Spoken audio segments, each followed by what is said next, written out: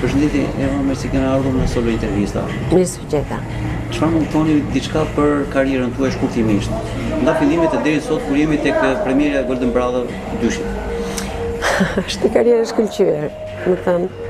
Dikush ka thënë një herë një gazetare, Eva sikur ka lindur me yll në ball. Ka qenë si ëndër për mua sepse startoj shumë shpejt, pata suksesin shumë shpejt, me filmin tim të parë Njeriu i mirë, që vazhdon dhe mbetet filmi im më i dashur. Fillova menjëherë në teatrin popullor në atë kohë, në atë brez të shkëlqyer, dhe pastaj vazhdoj mirë, siç duket, deri në ditët e sotme, kur unë me habi pyes, si ka mundësi, pse më doni, si më doni, çfarë kemi, çfarë jemi. Pyeta edhe këtu një aktore të Vlorës, e përshëndes, edhe tha çfarë kam unë, thash që më duan akoma. Eva tha, ajo, ti je një talent i lindur. Mendoj ky është Chelsea. Nuk mendoj se kam ndonjë mënyrë akademike në të luajtur, në mënyrën se si interpretohet, po mendoj që kam aftësinë që kur më jepet një personazh, unë e bëj timin, shkoj te personazhi dhe bëhem personazhi. Dhe kjo mendoj është Chelsea, vërtetësia. Atëherë pse veçoni Njeriu i mirë?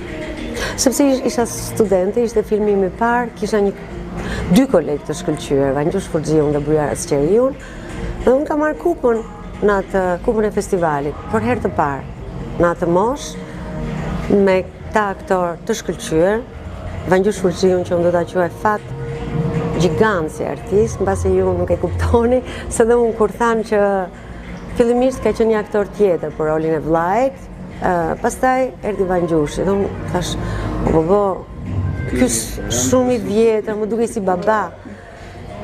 Tullaci ishte kështu, por kur luaja me të, domethënë ishte fantastike, maksimale ndihma që më dha. Pavarësisht se ai më vlerësoi shumë dhe tha, Eva, nuk po e them, por ishte, më trajtonte sikur jo e barabartë, por sikur t'isha vende më i mirë se ai. Kështu që kjo më dha shumë besim.